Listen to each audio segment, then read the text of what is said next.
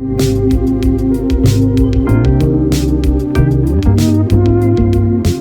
guys, welcome to this week's weekly developer update. Once again, I'm joined by Joe. How are you, mate? Doing pretty well. Good week. Real happy to see all the development that's happening across the ecosystem. Things get a little bit quiet, people get a little bit anxious, but good news is the developers are still pushing forward on their own individual roadmaps, and the ecosystem is building a lot of cool stuff. So always excited to watch and be a part of that. Yeah, big milestone this week, obviously, for the ecosystem with 5.0 being rolled out, but then seeing the weekly developer updates week to week and keeping a pulse on sort of the community development as well.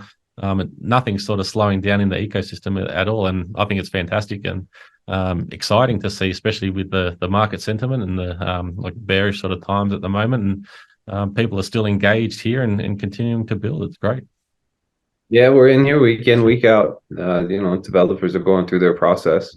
And then let's be honest, crypto has this, let's say, sexy appeal, okay, in terms of how it's marketing. But when you actually get under the hood, software development can be a little bit tedious. Build it, test it, see if it breaks, improve it, optimize it.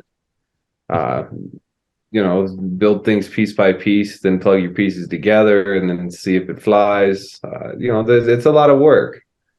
And that is not as quick and flashy and sexy as kind of the marketing side of this industry. But, in the end, we're seeing a lot of great engineering happening on the back end. And it's a pleasure to kind of cover that week to week.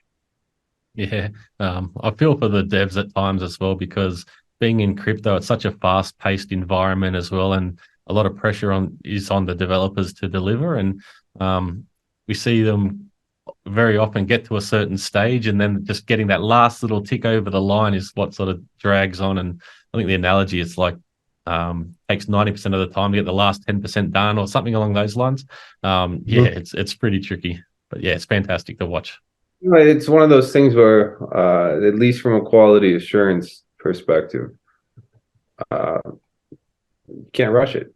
Can't rush the process. Can't rush the process of testing and bootstrapping and going on testnet. And usually then you'll see a public alpha version, and they will break it and fix it and break it and fix it, and then you'll get a public beta version, and you'll kind of go through this iterative process of improvement that ultimately was what allows the delivery of solid products.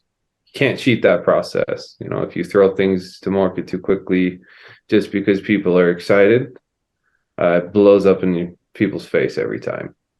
Yeah, and we all have seen the consequences there when there's tens of millions, hundreds of millions, billions of dollars at risk, and it can blow up pretty quickly, and unfortunately hurt a lot of people. So everyone's sort of doing their due diligence and making sure these systems are hardened before releasing to the public. That's what just needs to happen. All right, mate. Well, let's jump into this week's developer update. All right.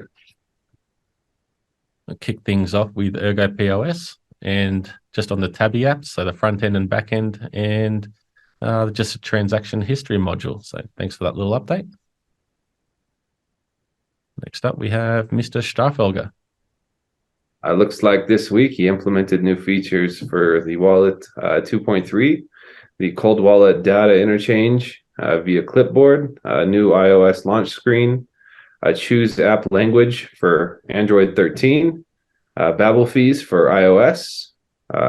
Looks like he also released wallet app 2.3.2223 with all the new features implemented this and last week. There was also a forum entry about how Misc could be reproduced on Ergo. So those of you that are into kind of the peer-to-peer money side and want to try to collaborate, work together, and change kind of the ramping aspect of crypto, that's a great way to potentially do that. And it looks like he also started implementing notifications for Mosaic applications. Nice. That'd be handy to have. Okay, next up we have greenhat, and just on his progress, has successfully launched the ERG gold pool on testnet with 6 oracles. So they have a few places left, so please consider joining. And there's a link there to jump on there if you'd like to do that. Found and fixed issues during and after the pool launch in beta 2 and beta 3 releases. Started testing, updating the oracle count for running a pool. So found and fixed the issue with the transaction submission in prepare update command. And he encourages everyone interested in running their own pool to start one. They documented the steps to take when starting the pool on the testnet. And next target is to continue testing the contract update process. So change the number of oracles, and the current progress, as always, can be tracked on the link there.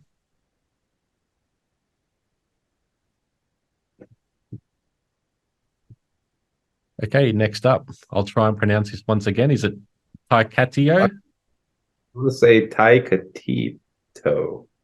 Taikatytto. There we go. Those. Maybe. I'd call that 50-50, to be honest. I have no idea.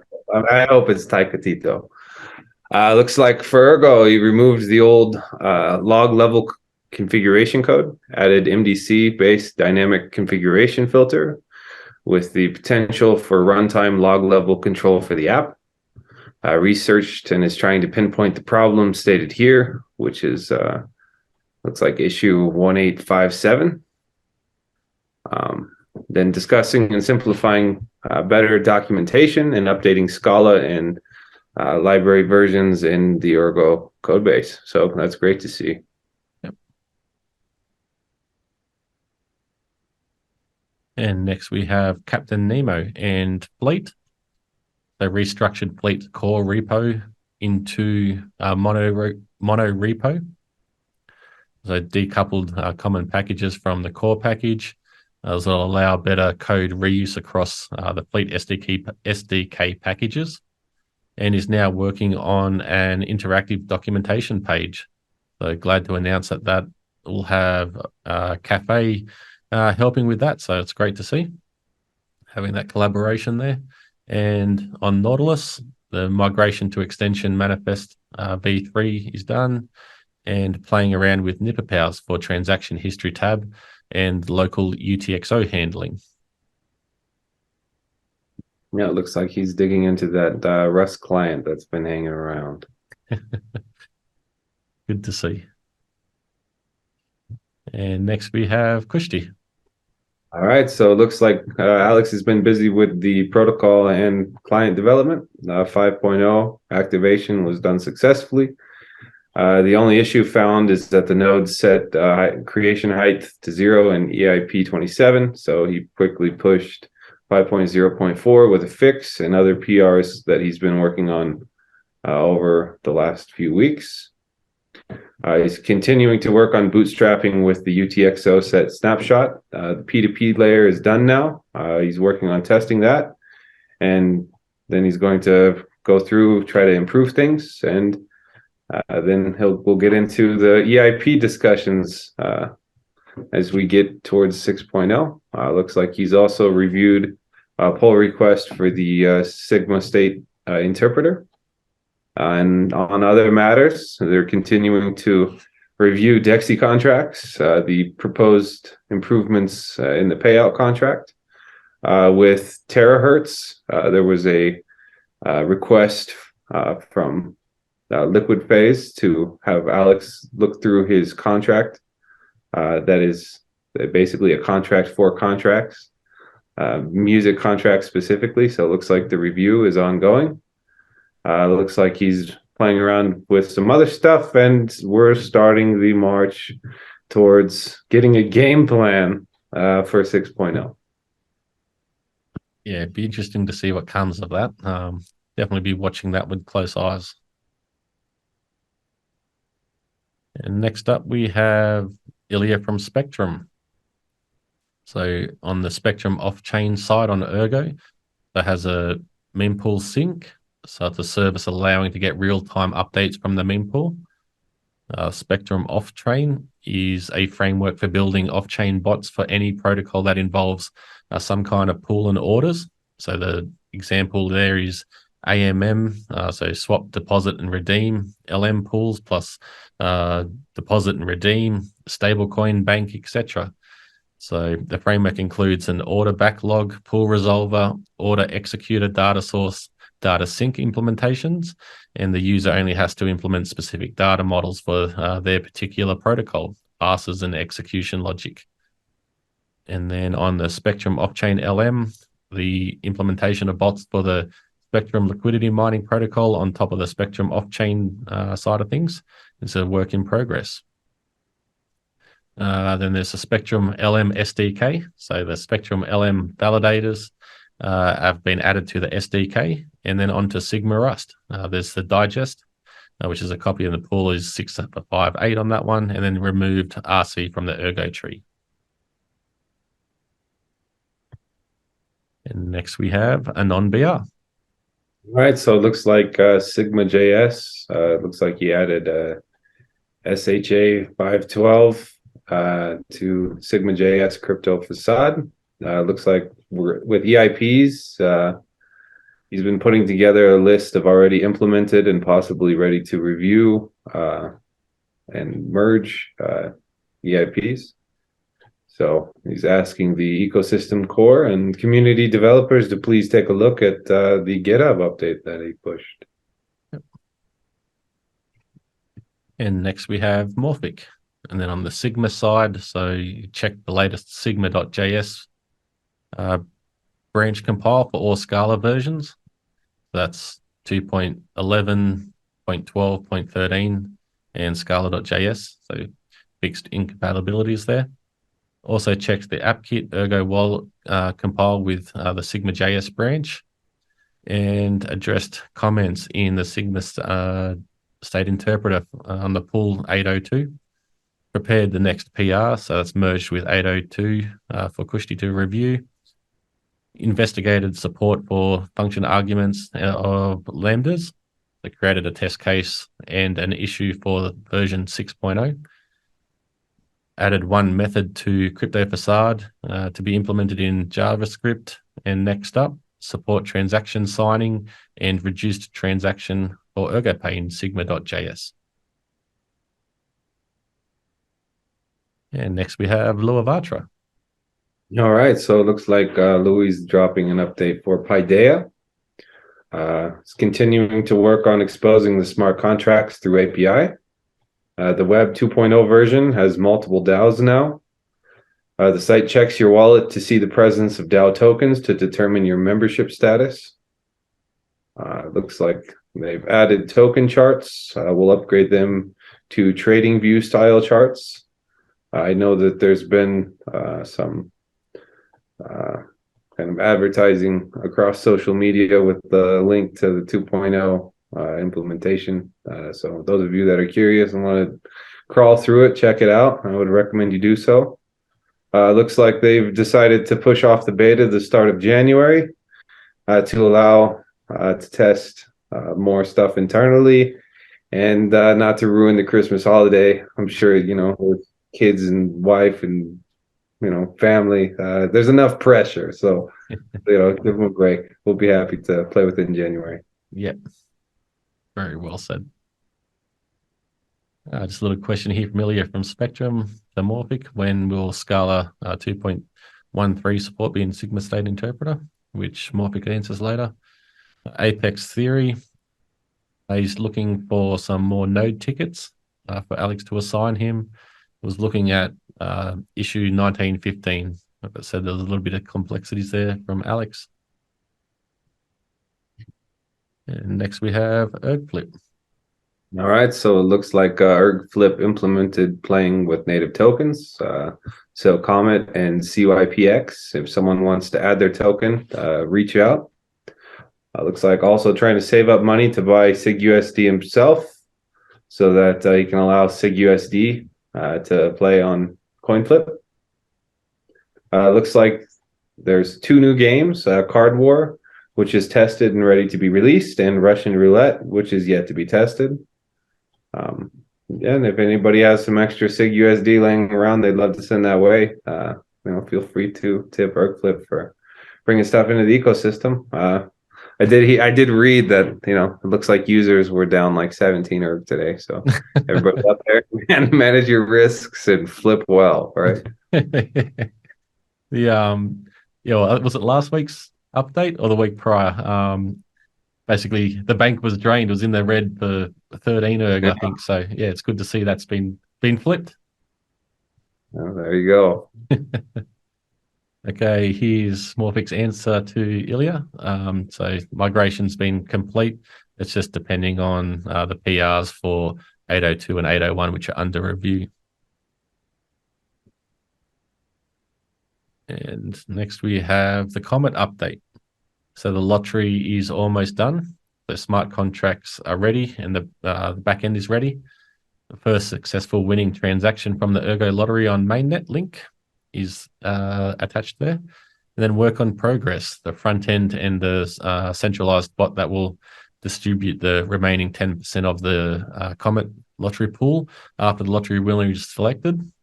So that goes to Comet holders and NFT holders, and then that will burn the remaining Comet. So more information about how the lottery works is on the link there. It's at thecomettoken.com. And then everything will be open source before launch. Before launch.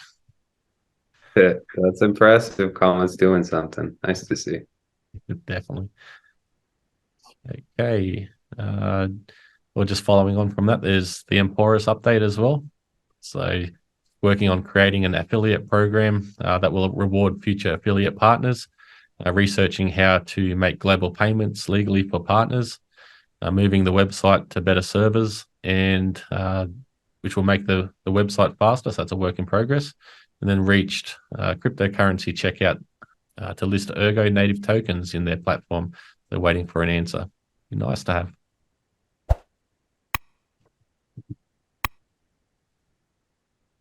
Nice little comment here from Morphic as well. So Ergo is among the Scala.js adopters. Good to see. I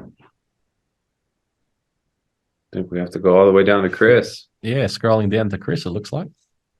Looks like for Exle, the app moved into private testing on mainnet. There are plans for it to be moved to testnet in anticipation of a public testing period before mainnet public beta test. So Chris is in that process of break it, fix it, break it, fix it, break it, fix it. And once we get to mainnet public beta, I would encourage everybody in the community to help out. That kind of lending is really great to see. Yep. And following Chris, we have ErgCube. So he's listed NFT artists to showcase their work. Added a calendar to add upcoming events. There's a SigmaNauts demo page, and then a simple one vote IP restricted site for polls. So you can click the link and help test that one if you'd like. And as always, sharing some visuals. Nice to see. Nice big photo of Gaza there. Yeah, it looks like he's looking dapper with his tie. ErgoCube's doing a lot of great stuff. Can't wait to see this, voting implementation. We were talking about doing a logo competition for Dexy, as it rolls out, and that might be a great place to implement it, get some traffic there. Yep. You're having that IP restriction and basically kind of try and limit things down to sort of one person, one vote. You try. Okay, next up we have anetaBTC. All right, so it looks like they've finished version 1 of their EBTC application and found a couple of bugs preventing transactions while redeeming during testing full wrapping pipeline internally with the team. Those bugs had to do with how they were saving and loading private keys in WIF. Continued updating the security documentation at docs.anetaBTC.io, which is a work in progress. Continued integrating the Ergo API into the wrapping dashboard. finished the GitHub branch protections and most of the documentation for the public repo. Yep, it's good to see them churning along. A little comment here from Alex to Fanta, how are the additional indexes going? And Fanta's response was, I wrote the rollback function, but can't really test it. So writing a test for that currently. Next, we have the big cheese enthusiast. They haven't gotten to work on too much due to being busy with finals. All the best with that, mate. On the SigmaBonds side of things, so made P2P covered call contract, working on cash secured puts next, and might rename it. So since it's no longer just about bonds, but also about options and possibly financial contracts as well. So if you have any suggestions there, reach out to Cheese and he might even adopt that. And then on the Misc side, just thinking about the most needed features for 6.0, and especially on the L2 side. And then looking at different designs again for general implementation of fraud proofs and optimistic rollups in EUTXO.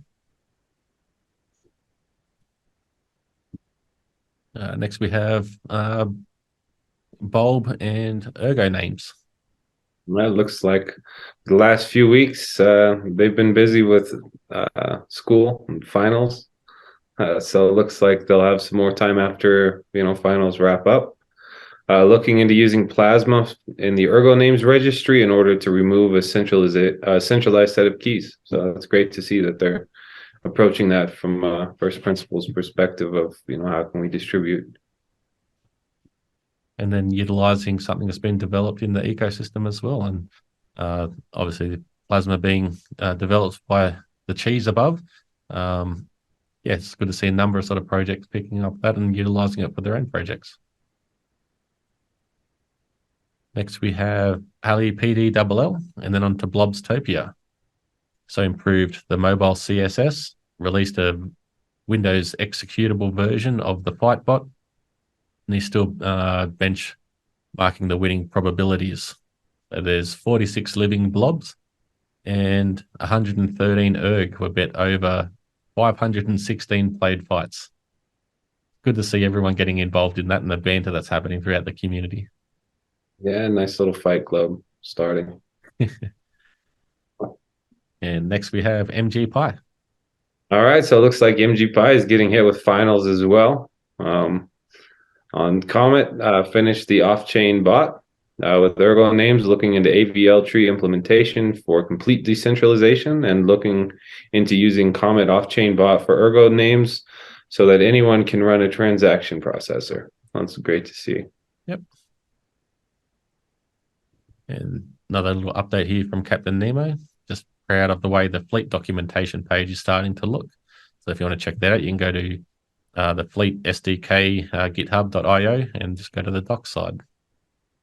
And next we have Soysaw. Looks like he's playing with a pseudocode generator for compiled Ergo trees and has dropped an example in the README. Yep. And next we have Network Spore and Arcturus RPG. That's a automated P2P file transfers is now working. So how that works is when you use a file, for example, an image for your profile avatar, you also set the access permissions, which are currently private contacts or public. So then when someone who has access tries to view your avatar, a search is done. They'll first see if they have the image locally, and then if not, a P2P file transfer is set up. Then the file's downloaded and stored in a cache on the hard drive. So when you receive a file, you could then use it for yourself. However, downloaded files are not automatically seeded, and there's no way, there's no files that are ever uploaded to the server. It's just all P2P. It's nice. And then I'll be expanding this into users having the library where you can view audio and video files, images, and 3D models that people have available. It's great to see. And next up is Liquid Phase and the terahertz update. All right, so it looks like Terahertz has implemented fleet transactions into the site front end. That means they can build transactions and mint native assets from the website front end. Minting NFTs is being worked on. May need to wait until Nemo can update the fleet library so to easily serialize the extra registers required. It looks like there's been some custom coded JavaScript payment monitoring, which checks the Explorer API every 15 seconds for successful confirmation. And upon the script's confirmation, it performs an arbitrary action. In this case, it provides a download button with a link and zip action for high-res audio files. Looks like stood up Ergo Explorer API and GraphQL instance. That's going to support that website. Added web DAW feature, added SVG wave generator feature, and continued to work on the user dashboard areas and forms to log in, change profile, and upload assets. Yeah, the last couple of updates from these guys have been pretty significant, so it's nice to see them churning along nicely. Yeah, they have a channel in Telegram. Swamp Audio is, I believe, the name of it, and they've been dropping videos pretty regularly, trying to keep people up to date as to what they're doing and kind of give the visual, aspect of development, which is great to follow. It all helps to build that sort of trust and everything that's going on. Things are happening behind the scenes as well. Mm-hmm. And finally, we have a non-real and on the auction house. So they're currently testing the auction house and its new contracts on mainnet. There's some UX issues as well as auction creation problems have been identified and are being fixed. They plan a public test for artists once these issues are resolved. And then the backend team is working on the offer contract. So that makes it possible for people to put offers on NFTs in supported currencies, and the owner can accept or reject. So they're thinking about importing other marketplaces data, such as sales collections, to the auction house, which makes their price history and transition for artists very easy. And then for sales, it is easy. For collections, since other marketplaces unfortunately started having collections without an ERP, collections have basically been centralized and written only in a database. But still, they're thinking of ways to let artists have their order existing collections in the new auction house. And once the offer contract is tested, they'll publish the new contracts. The contracts will be open source before the release for the community to investigate and audit. It's nice to see. And once the US issues are resolved, the front end will be open source so that the community can better see the progress and the code developments. Okay, mate. Well, that sums up this week's developer update. Another significant one, and like we touched on in the intro as well, it's nice to see the community engagement and the development sort of just continuing at a breakneck speed here on Ergo. Yeah, I'm always happy to read. We're going to open source things so that the community can audit it before kind of goes live. That's great to see. I have to give a shout out to Anon Real because what he did originally with the auction house has been repurposed and was kind of used as like a core DApp for people to kind of take apart and learn from. And so it's really exciting to see newer versions and variations be open source. I do hope that we can see some new EIPs come out. That way we have kind of common development standards and we get better composability across dApps.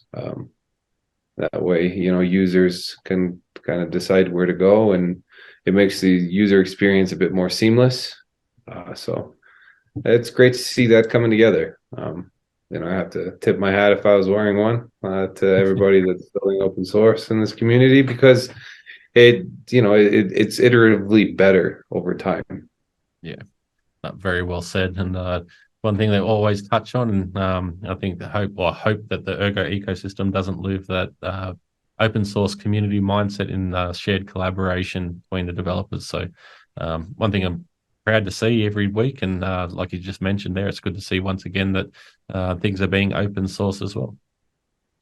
Yeah. All right, everyone. Well, thank you very much for tuning in once again to this week's weekly developer update. And Joe, it's been a pleasure chatting once again. Always. Thanks for watching, everybody. Have a good one, guys. Take care.